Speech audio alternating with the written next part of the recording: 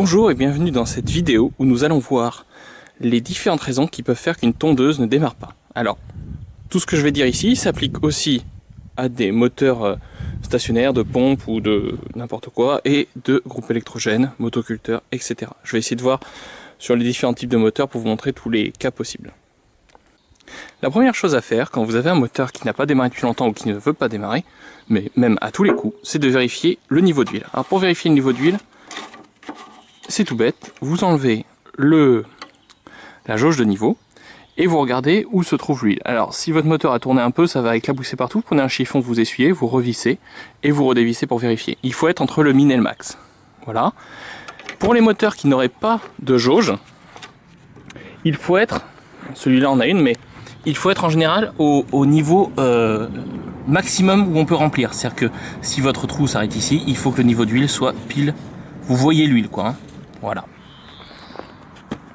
Deuxièmement, on va vérifier toujours les cas les plus simples et les plus faciles à vérifier. Donc, la première chose, c'est de vérifier s'il n'y a pas un interrupteur quelque part ou un robinet d'essence. Donc, vous regardez, vous faites le tour. Est-ce qu'il y a un robinet d'essence? Oui, non. Si vous en avez un, vous le ouvrez. Bon, là, il n'y en a pas. Et sur la tondeuse, il n'y en a pas en général. Et par exemple, sur mon groupe électrogène, il y en a un ici. Voilà. Il est déjà sur eux. Ensuite, vous vérifiez qu'il n'y a pas un coupe-circuit. Voilà. Stop, run. Et faites le tour pour vérifier qu'il n'y a pas un coupe-circuit. Sur les tondeuses, en général, le coupe-circuit est lié au frein. Et c'est cette poignée.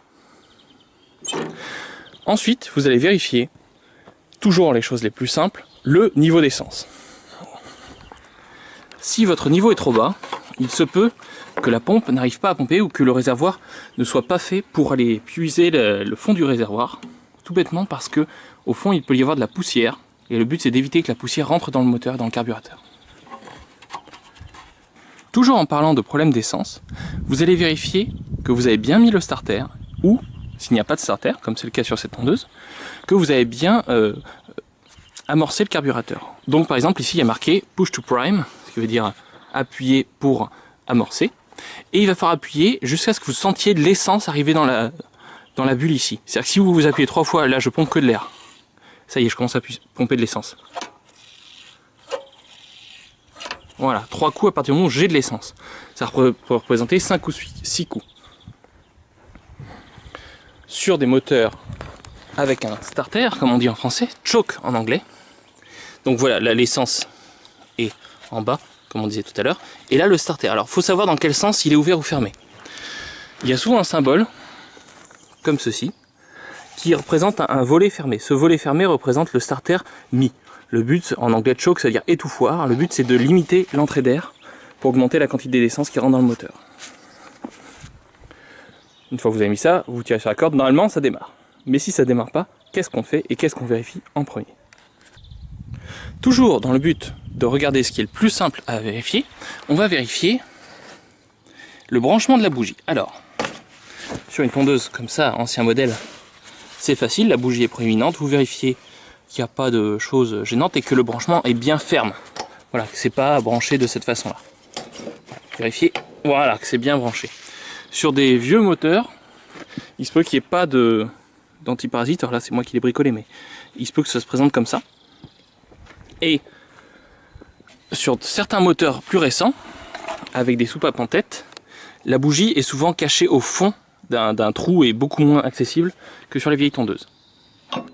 Si elle est bien branchée, on va passer à la deuxième étape qui est de vérifier l'état de la bougie. Alors, on débranche la bougie. On prend une clé de 21, alors le mieux c'est une clé à pipe ou une clé à bougie. Hein. Alors 21, c'est la plupart des cas, il y a peut-être certaines tondeuses qui sont en 19, mais honnêtement 21 c'est 99% des cas. Vous voyez que celle-là, je ne l'ai pas vérifiée depuis longtemps. C'est bien accroché. Donc là, votre bougie, elle doit être propre, donc ce qui n'est pas du tout le cas de celle-là, mais elle ne doit pas surtout avoir d'impureté entre les deux bornes au bout là. Elle doit être, voilà, avoir un certain espacement. Cet espacement, vous pouvez le vérifier avec votre ongle. C'est à peu près l'épaisseur d'un ongle qu'il faut, 0,6 mm en général. Disons que s'il y a l'épaisseur d'un ongle, ça marchera à tous les coups, hein, c'est bon. Et vous devez vérifier qu'il n'y a pas de crasse qui joint. Vous voyez ici, il y a une sorte de puits, hein, de creux dans la bougie, il ne faut pas qu'il y ait de crasse qui remplisse ce creux. Ce creux est important pour le fonctionnement de la bougie. Voilà, donc si elle est propre comme ça, vous pouvez éventuellement lui mettre un petit coup de brosse et vous pouvez la remettre. Alors, avant de la remettre, ce qui peut être intéressant, c'est de la brancher comme ça sur votre antiparasite, l'antiparasite c'est ça, ou la brancher et de la mettre en appui comme ça sur une partie métallique du moteur. Attention, ne faites jamais le test qu'on va faire en tenant l'antiparasite, parce que là vous allez être sûr que vous allez prendre une châtaigne méchante. C'est 30 000 volts à peu près une bougie, hein, entre 10 et 30 000 volts suivant les moteurs.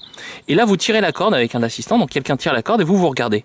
S'il n'y a pas d'étincelle, c'est pas bon signe. S'il y a une étincelle, c'est bon, vous pouvez passer à la suite, ce n'est pas l'allumage qui pose problème. Après avoir revissé votre bougie et serré modérément, vous mettez un petit coup de clé, mais il ne faut pas serrer comme une brute, c'est de l'aluminium, la culasse, donc vous pouvez abîmer le filetage. Vous la rebranchez bien, et là, vous êtes parti pour un test.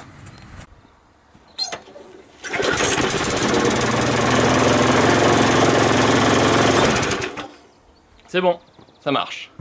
Maintenant, si ça ne marche pas, qu'est-ce qu'on peut regarder de plus? Alors, je ne vais pas traiter en détail dans cette vidéo de ce qu'on peut regarder en plus si jamais ça ne marche pas. Vérifiez bien que tous les câbles fonctionnent, que votre frein se désengage bien, qu'il n'y a pas des câbles débranchés qui traînent partout, parce que ça peut poser problème. Votre coupe-circuit, si jamais vous pensez qu'il y a un problème avec le coupe-circuit c'est un petit fil qui part de la bobine et qui va à la masse, il ne faut pas qu'il soit à la masse pour fonctionner. C'est-à-dire que c'est l'inverse d'un contact de voiture où quand on tourne la clé, on ferme un circuit. Là, le but, c'est que ça fonctionne quand le circuit est ouvert. Ça court-circuite la bougie, en gros. Vérifiez que vous avez bien la compression quand vous tirez sur la corde, que vous ressentez la pression du moteur. Vérifiez que vous tirez assez fort. Ça paraît bête, mais forcément, si vous tirez trop doucement, ça ne s'allume pas. Voilà, c'est à peu près tout ce qu'il y a à vérifier sans rien démonter. J'espère que ça vous aura aidé et que votre tondeuse démarrera sans souci.